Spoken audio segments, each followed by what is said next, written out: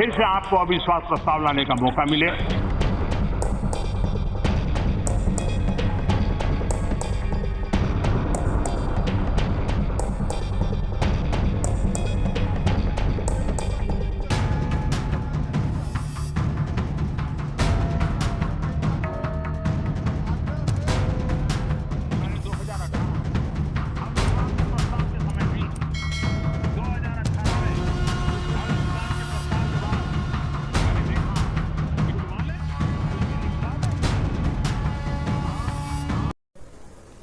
भारतीय लोकतंत्र में अविश्वास प्रस्ताव का इतिहास काफी पुराना है। सर्वप्रथम जवाहरलाल नेहरू को इसका सामना करना पड़ा था।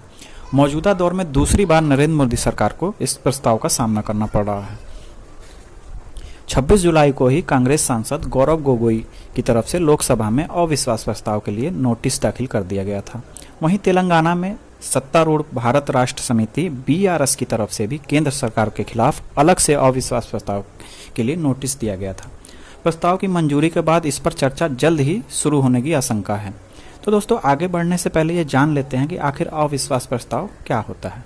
तो भारतीय लोकतंत्र में लोकसभा आम जनता की अगुवाई करती है। यहाँ जनता के द्वारा सीधे चुने प्रतिनिधि ही बैठते हैं, इसलिए सरकार के पास इस सदन का में विश्वास होना जरूरी होता है। इस सदन में बहुमत होने पर ही किसी सरकार को सत्ता में रहने का अधिकार होता है। सरकार के पास लोकसभा में बहुमत है या नहीं, ये जांच करने के लिए संविधान निर्माताओं ने अविश्वास प्रस्ताव का नियम बनाया। तो दोस्तों, अविश्वास प्रस्ताव किसी भी सरकार के खिलाफ लाया जा सकता है। इसे पास कराने के लिए लोकसभा में मौजूद और वोट करने वाले कुल सांसदों में से 50% से ज़्यादा सांसदों के वोट जरूरी होते हैं।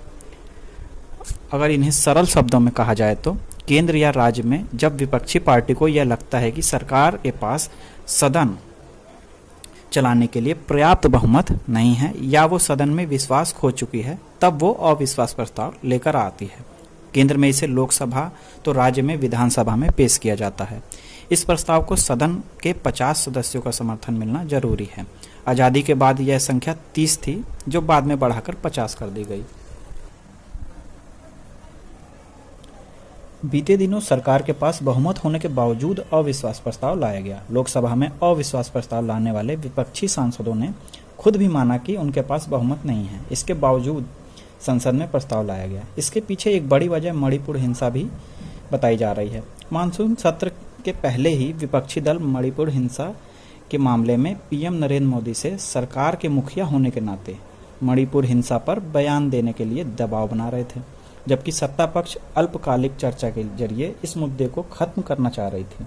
यही वजह है कि इस मुद्दे पर कई दिनों के विरोध और हंगामे के बाद आखिरकार सरकार के खिलाफ अविश्वास प्रस्ताव लाने के लिए अलग अलग दलों की ओर से नोटिस दिए गए और अंत में इस प्रस्ताव को मंजूरी भी मिल गई। अब नियम के अनुसार अविश्वास प्रस्ताव पर स्पीकर 10 दिनों के अंदर प्रस्ताव पर बहस शुरू कर सकता है। गौर करने वाली बात यह है कि 11 अगस्त को ही संसद का मानसून सत्र भी खत्म हो रहा है, तो चर्चा 8 से 10 के बीच होगी, यह आशंका जताई जा रही है। तो अगर आंकड़ों पर नज़र डालें तो बीजेपी के पास कुल 303 सांसद हैं, वहीं बीजेपी गठबंधन NDA के पास कुल 336 सांसद हैं, वहीं विपक्षी गठबंधन इंडिया के पास 141 के करीब सांसद हैं। वहीं 545 सीटों वाली लोकसभा में बहुमत का आंकड़ा 272 है और अकेले बीजेपी के पास 303 सीटें मौजूद हैं। तो इस प्रकार अविश्वास प्रस्ताव सिद्ध करना काफ़ी मुश्किल नज़र आ रहा है। केंद्र की नरेंद्र मोदी सरकार के खिलाफ लाया गया यह 28वां अविश्वास प्रस्ताव है।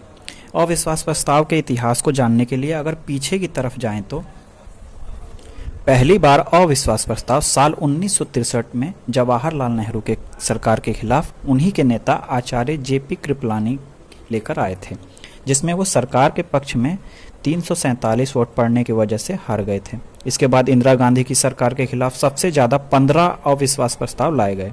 भले ही सबसे ज़्यादा अविश्वास प्रस्ताव इंदिरा गांधी सरकार के खिलाफ आए हों, लेकिन एक बार भी ये सरकार गिरी नहीं थी, यानी अविश्वास प्रस्ताव सिद्ध नहीं हो पाया था।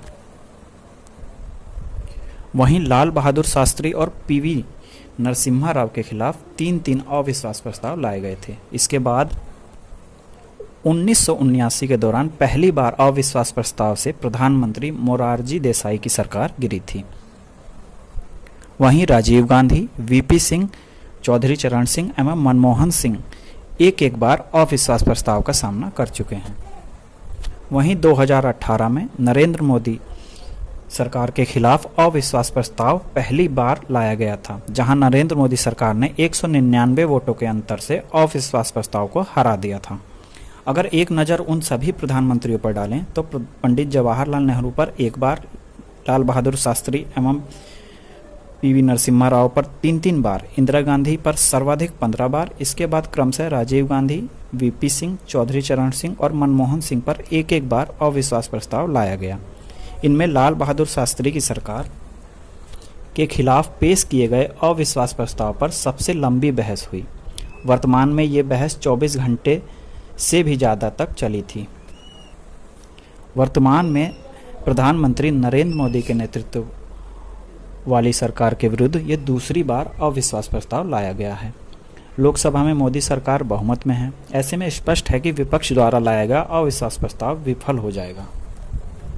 मणिपुर हिंसा भले ही अविश्वास प्रस्ताव का आधार बनी है, लेकिन इसी समय अन्य मुद्दों जैसे बेरोजगारी, अर्थव्यवस्था, महंगाई, पड़ोसी देशों के साथ संबंधों पर भी इस अविश्वास प्रस्ताव के दरमियान विपक्ष चर्चा करना चाहेगा। एक लोकतंत्र में यह सबसे महत्वपूर्ण कड़ी होती है कि किसी भी सरकार में उसका विपक्ष मजबूत स्थिति में हो, ताकि समय समय पर देश में उत्पन्न गंभीर समस्याओं का चर्चाओं द्वारा निस्तारण किया जा सके। आगे देखते हैं कि विपक्ष द्वारा पूछे जाने वाले धारदार सवालों का उत्तर वर्तमान सरकार किस प्रकार देती है। वहीं 1996 में अटल बिहारी वाजपेयी सरकार अविश्वास प्रस्ताव से गिरने वाली आखिरी सरकार थी। इसी दौरान अटल बिहारी वाजपेयी के संसद में दिए गए भाषण की काफी प्रशंसा की गई। देश में ध्रुवीकरण नहीं होना चाहिए, न सांप्रदायिक आधार पर, न जातीय आधार पर, न राजनीति ऐसे दो खेमों में बंटनी चाहिए कि जिनमें संवाद न हो, जिनमें चर्चा न हो। देश आज संकटों से घिरा है और ये संकट हमने पैदा नहीं किए। जब जब कभी आवश्यकता पड़ी, संकटों के निराकरण में हमने उस समय की सरकार की मदद की है। उस समय के प्रधानमंत्री नरसिंह राव जी ने भारत का पक्ष रखने के लिए मुझे विरोधी दल के नेता के नाते जेनेवा भेजा था और पाकिस्तानी उसे देखकर चमत्कृत रह गए। उन्होंने कहा कि ये कहां से आए हैं, क्योंकि उनके यहां विरोधी दल का नेता ऐसे राष्ट्रीय कार्य में भी सहयोग देने के लिए तैयार नहीं होता। वो हर जगह अपने सरकार को गिराने के काम में लगा रहता है। ये हमारी परंपरा नहीं है, ये हमारी प्रकृति नहीं है और मैं चाहता हूं ये परंपरा बनी रहे, ये प्रकृति बनी रहे। सत्ता का खेल तो चलेगा, सरकारें आएंगी जाएंगी, पार्टियां बनेगी बिगड़ेंगी, मगर ये देश रहना चाहिए। इस देश का लोकतंत्र अमर रहना